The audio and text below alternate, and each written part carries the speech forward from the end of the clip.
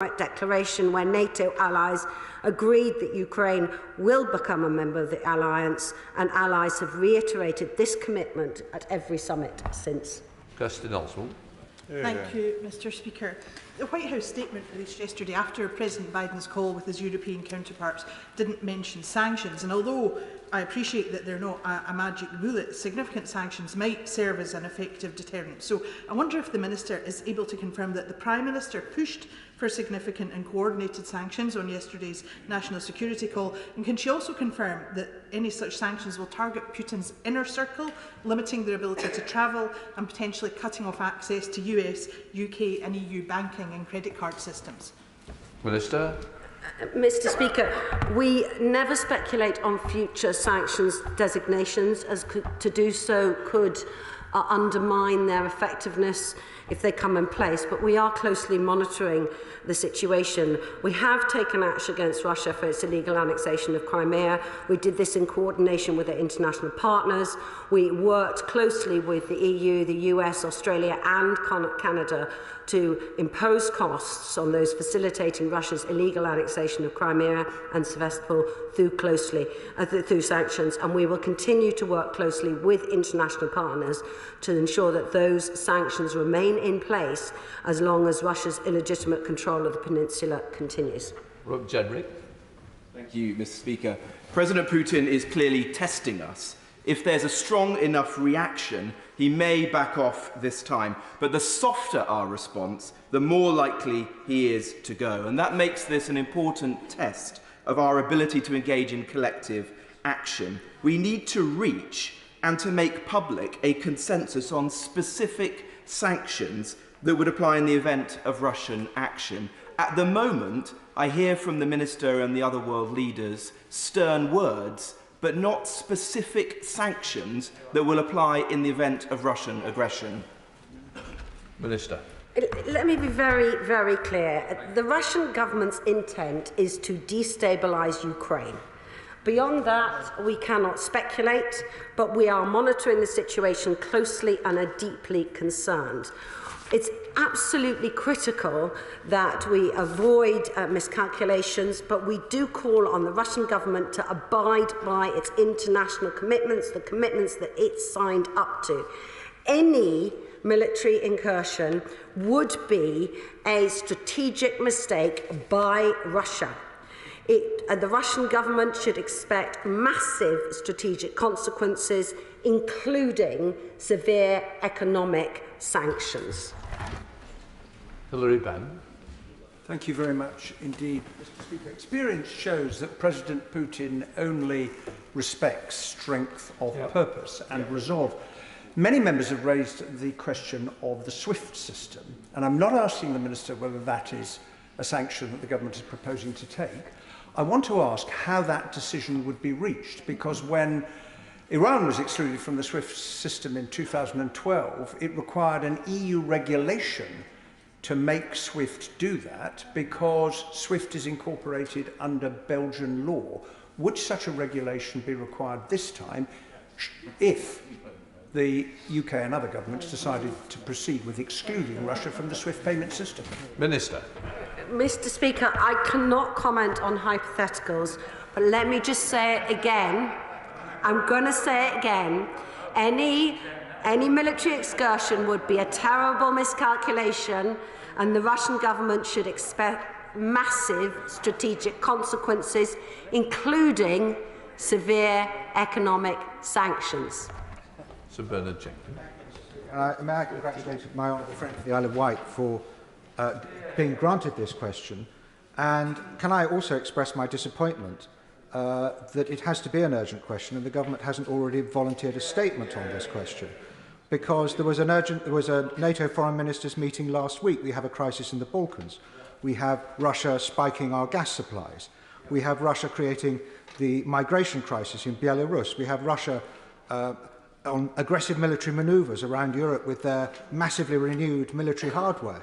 When is the government going to take on board the fact we are in a hybrid war against Russia now, and there needs to be a comprehensive and united Western response, while at the moment NATO is weak and divided? Minister. Mr. Speaker, we have been very, very clear about the threat that Russia poses not only to our own security, but to that of our allies as well. This is precisely why the Foreign Secretary and the Prime Minister have been working so closely with our friends and allies. Our priority as our foreign policy is to build that network of liberty with our friends and allies, working on defence of not only our country but that of our allies. We absolutely stand by those on the Russian borders, including those facing the situation in Belarus, the countries in the Baltics and Poland that I discussed only last week, as well as our friends in Ukraine. Samuel Wilson. Does the Minister accept that given the energy strategy which stems from the climate policies followed by the EU and the UK have made us so dependent on Russian oil and gas that President Putin really does not believe that we can implement any effective sanctions given his ability to use energy blackmail against the West? Minister. Mr. Speaker, we have continually voiced our concerns about the Nord Stream 2 pipeline and will continue to do so. It has serious implications for undermining European security, particularly through undermining their energy security as a tool to destabilise. And it allows Russia to tighten its grips on those nations that rely on Russian gas. We will continue to air and voice our serious concerns about this reliance on Russian gas. Sir Edmund Lee. If Ukraine had been a member of NATO, there would now be a grisly roll call of British Army dead. Economic sanctions, yes, but will the Minister confirm that the frozen steppes of eastern Ukraine, with all its historical complexities, are not worth the life of a single British soldier? Like it or not, Russians know that Crimea for 300 years was part of Russia. It is in almost entirely Russian speaking, as is eastern Ukraine. So just be aware of Russian opinion. You may not agree with it, but let's not be dragged into any military confrontation. Minister. Mr. Speaker, it is vital that we stand by countries who share our vision of being free, democratically run countries. That is why we are unwavering in our support of Ukraine's sovereignty, in our support of their territorial integrity, and that is why we are working with NATO partners, and that is why we are considering an extension of purely defensive support to Ukraine to help Ukraine to defend itself. Because defending itself against any Russian incursion will be absolutely vital. But let me remind what I've said again and again. Making an incursion by Russia into Ukraine would be a massive strategic mistake. Andrew Gwent. Thank you. This is an extremely concerning situation, both in Ukraine and across other parts of our continent. Can I urge the Minister to do all she can and all the British government can do to ensure that NATO speaks with one voice? Russia feeds off mixed messages, and whilst we have a very strong voice coming out of the United States, the NATO Secretary-General Stoltenberg is saying that NATO has no obligation to defend Ukraine. Those are the mixed messages that don't help. What more can Her Majesty's government do to ensure that the alliance speaks with one voice? Minister. Mr. Speaker, the honourable member is right. It is vital that we speak with one voice, which is why our Prime Minister was speaking with the leaders of the US, Germany, France and Italy yesterday. The message is clear. Any incursion by Russia into Ukraine would be a strategic mistake. The costs of such an incursion would be catastrophically high and result in massive strategic consequences, including economic sanctions. Olin Leather. Thank you, Mr. Speaker. The Minister has said several times during this session that any incursion into Ukraine will be catastrophic for Russia and it will be a big strategic mistake. Could she confirm that all diplomatic channels are being used, as well as economic sanctions that may come in, and that we are doing our very best to make sure that Ukraine is safe as a sovereign country? Minister. Mr. Speaker, the UK is at the forefront of the international community's efforts. The issue is that Russia needs to de-escalate now and return to diplomatic channels. As well as being concerned about the situation in Ukraine, I know the Minister is also concerned about the situation in Bosnia-Herzegovina and the involvement of Russia in Belarus. Does she think, however, that there is a need not just for the Prime Minister to speak to individual governments, but to speak collectively to NATO and collectively to the European Union to make sure that we have a truly united front? Minister. Mr. Speaker, all of those issues are issues that we were raising in NATO last week to make sure that there is a consistent approach, not only on the situation in Ukraine, but also Bosnia-Herzegovina and also in Belarus. Thank you. Philip Oliver.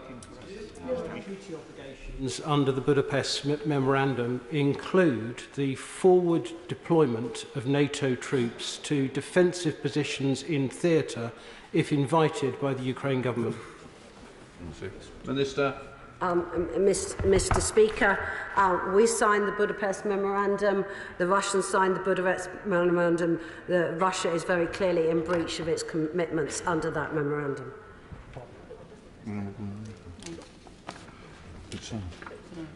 Where'd I go last? This way. Right, let's go to Stephen Kinner. Thank you, Mr. Speaker. Foreign policy begins at home.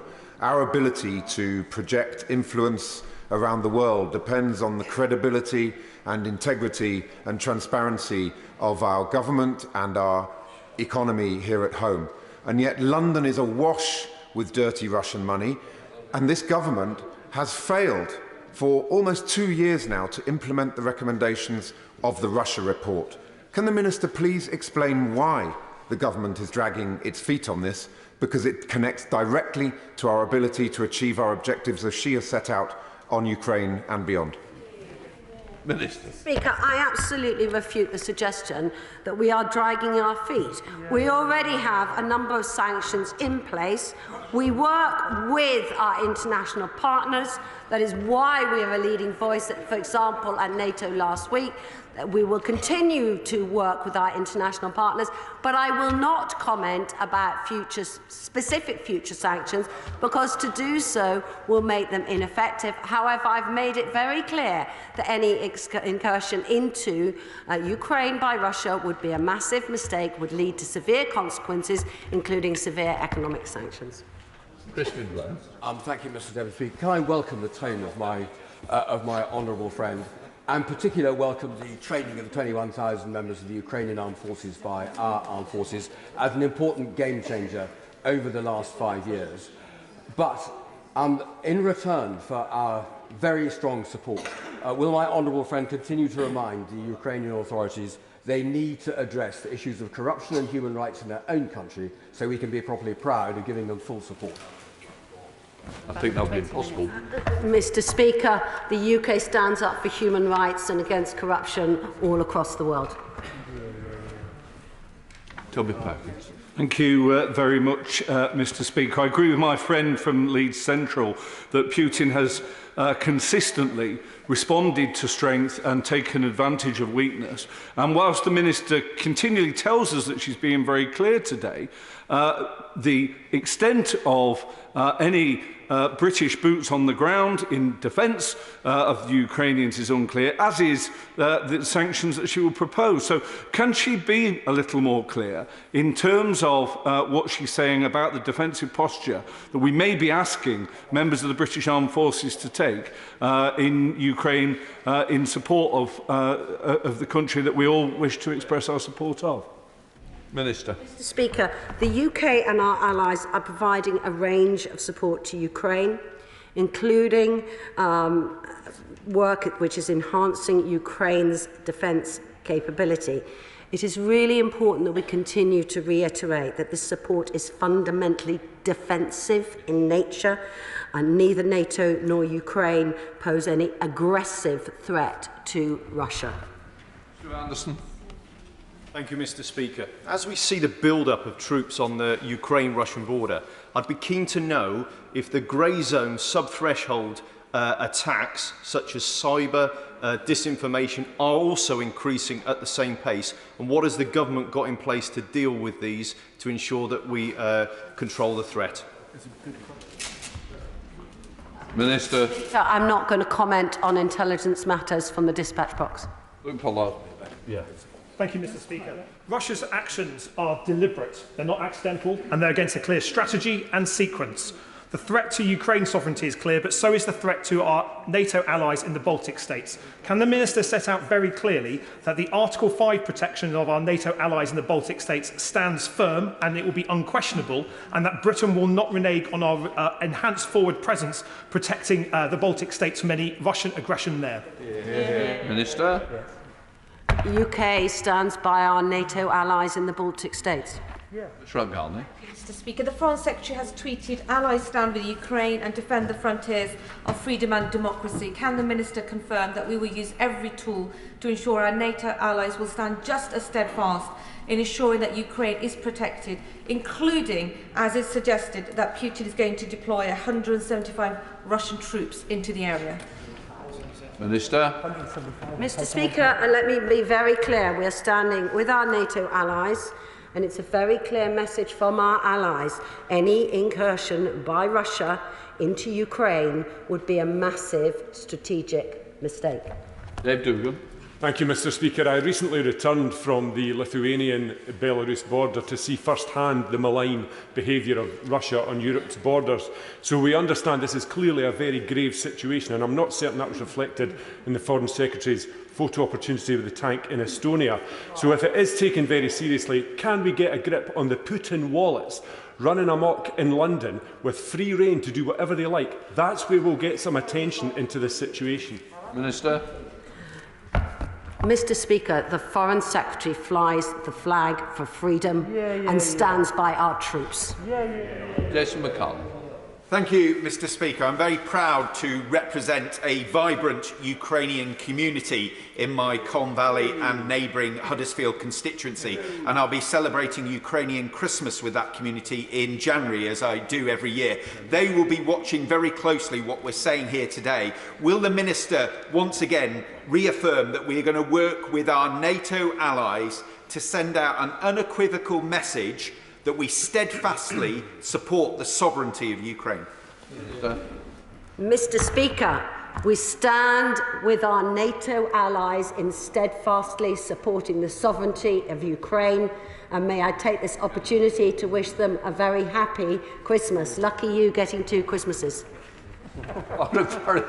Thank you, Mr. Speaker. Ukraine and NATO are concerned that Russia will seize the Suwałki corridor by pushing migrants into the area and stoking unrest. This would allow Russian forces to join with Belarus. What assessment has been made by the government and allies of the likelihood of this scenario, and what humanitarian support would be provided to migrants caught in the fold?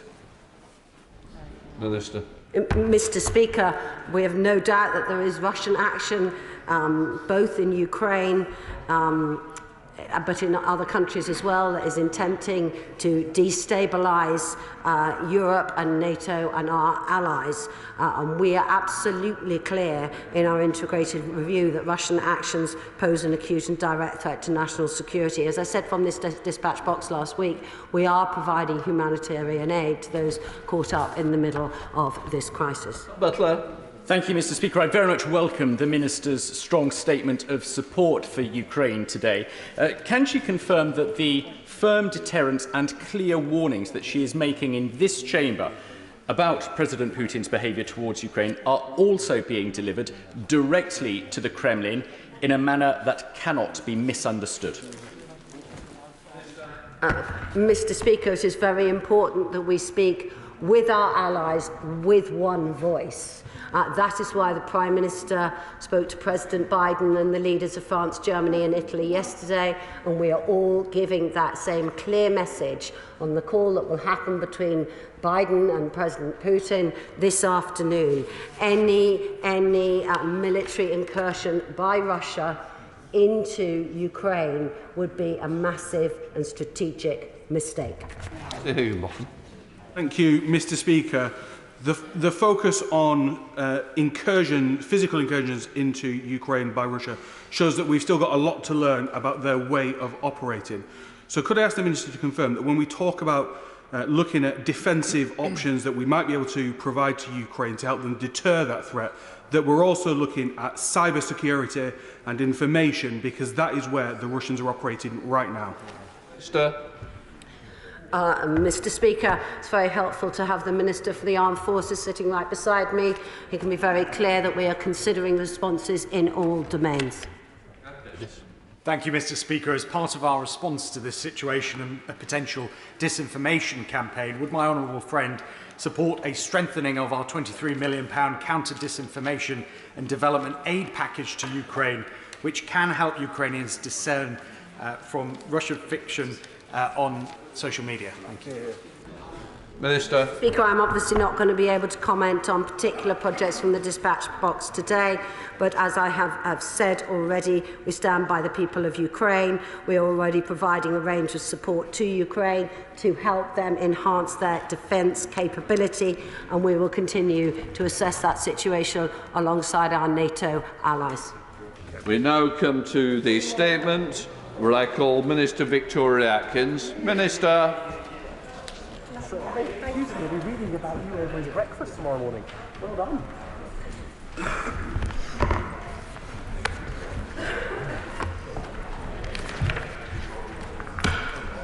Mr. Speaker, today the Government has published our Prisons Strategy White Paper to build the places, support our staff and transform the prison regime to cut crime. Prisons play a vital role in protecting the public by keeping the most prolific and dangerous offenders in custody and rehabilitating those who deserve a second chance. As the House knows, the Police, Crime, Sentencing and Courts Bill will lengthen sentences for serious, violent and sexual offenders to keep them in prison and away from the public for as long as possible. We are therefore determined to build modern prisons to protect the public. We secured almost £4 billion in the spending review to carry out the largest prison building programme this country has seen in more than a century, creating 20,000 additional prison places by the mid-2020s. But buildings are only one part of our plan, because of course most offenders will be released back into the community. So to protect the public, we also need to strengthen the prison regime, to reform and rehabilitate offenders throughout their sentence. That is the most effective way to reduce reoffending and cut crime overall. The White Paper sets out a 7-point plan to deliver this.